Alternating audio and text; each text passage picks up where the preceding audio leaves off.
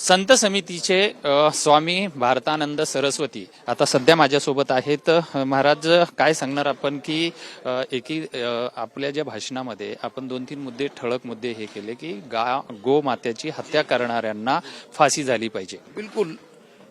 गो माता, आम्ही सर्व सनातन हिंदू समाज गायीला माता मानतो आणि महाराष्ट्रात कायदा सुद्धा आहे.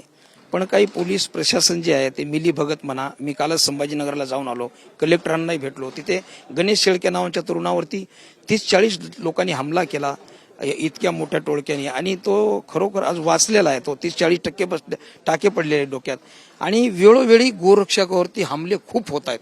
तर यासाठी कठोर एक कायदा व्हावा ही आमची मागणी आहे. कारण गायीची हत्या होते. आपण जर साध्या साध्या काही प्राण्याचं काही झालं, कुत्रे मांजरं काही असं जर वाटतं त्याच्यावरती गुन्हा दाखल होतो, पण सर्रासपणे गायीची हत्या होते तरी काही गुन्हा दाखल होत नसेल.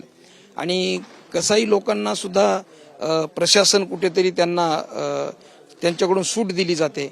आणि जे बजरंग दलाचे जे काही गोरक्षक आहेत रात्र थांबून गायींना तिथे गोरक्षण करतात, आणि टेम्पोमध्ये सर्रास वाहन केली जाते कसायाकडून. तर या गोरक्षकांना सुरक्षा दिली पाहिजे.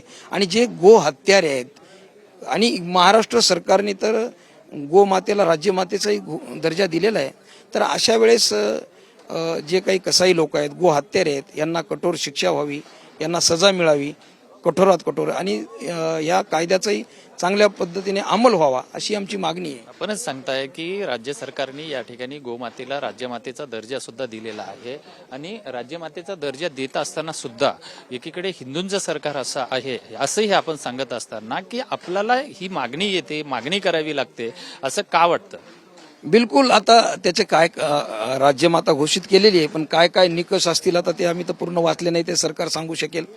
पण प्रशासनाचं काम आहे. आता प्रशासनाला माहीत असते कुठे काय चाललंय, तालुका लेवलवरती, गाव लेवलवरती, जिल्हा पातळीवरची. तर हे प्रशासनाचं काम आहे, तिथल्या जिल्हाधिकाऱ्यांचं काम आहे, पोलीस प्रशासनाचं काम आहे. तर अवैधपणे टेम्पोमध्ये तिथं सरकार आपलं आहे, सरकार आपलं आहे, सरकारमधले मंत्री आपले आहेत, सरकार हिंदू धर्माच्या बाबतीतचा सर्व गोष्टींना पाठीराखा आहे असं सगळं. तरीही मग हिंदू धर्मातल्या प्रत्येक संत महंतांना सुद्धा आम्ही कुठेतरी असुरक्षित आहोत असं का वाटतंय? नाही, असुरक्षित म्हणून नाही. हे जे सरकारने, तर सरकार साधू संतांच्या ज्या काही मागण्या आहेत, सरकार तर नेहमी त्याचं स्वीकार करते, सरकार ऐकते सुद्धा, आणि साधू संतांचे जो काही विचार आहे ते मानतात सुद्धा. पण प्रशासन जे कुठे ना कुठे जे गाव पातळीवर, तालुक्या पातळीवर, जिल्हा पातळीवर ज्या गोष्टी घडतात ह्या गायीच्या संदर्भात, तर तिथल्या स्थानीय जे पोलीस प्रशासन आहे यांनी लक्ष दिलं पाहिजे. आणि आमचे गोरक्षक जे गाव पातळीवर हे गोरक्षणाचं काम करतात ते सध्या अडचणीत आहेत, आणि म्हणून कुठेतरी त्या कायद्याचा अंमल व्हावा, आणि गोरक्षकावरती जे हमले होतात ते कुठे थांबावं. नाही तर गोरक्षकांना सुरक्षा दिली पाहिजे अशी सुद्धा आमची मागणी आहे. तर हा एक गाव पातळीवर, तालुका पातळीवर ज्या ठिकाणी अवैध काही असे स्पॉट आहेत की तिथे गायीची मोठ्या प्रमाणात अवैध वाहतूक केली जाते, नेली जाते. महाराज, हे तर आता ज्यावेळेस तुम्हाला ज्या सरन्यायाधीश आपल्या देशामध्ये संविधान आहे, आपण संविधानाला मानता का नाही मानता? आणि दुसरी गोष्ट, संविधान असताना सुद्धा देशातलं सर्वोच्च पद हे सर्वोच्च सरन्यायाधीश आहे, तर सरन्यायाधीशावरती चप्पल फेक होते, याकडे आपण कसं बघता? मला तर आश्चर्य वाटतं तुम्ही प्रश्न विचारता. संविधानाला मानता की न मानता हा प्रश्नच होऊ शकत नाही.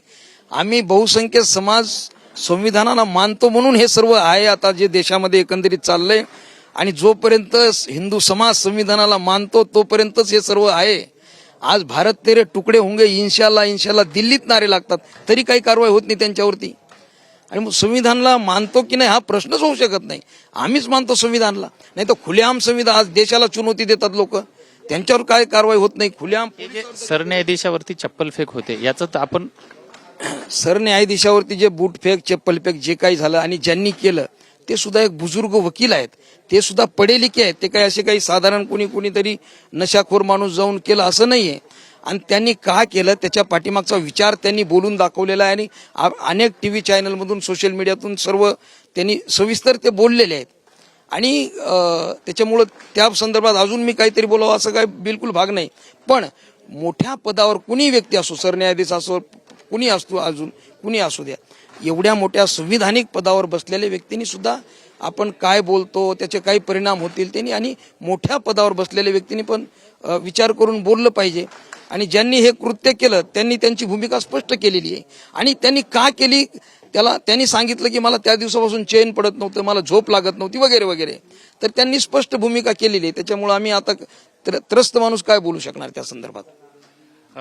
व्हिडिओ जर्नलिस्ट संतोष कदमसह विजय गायकवाड, TV9 मराठी, मुंबई.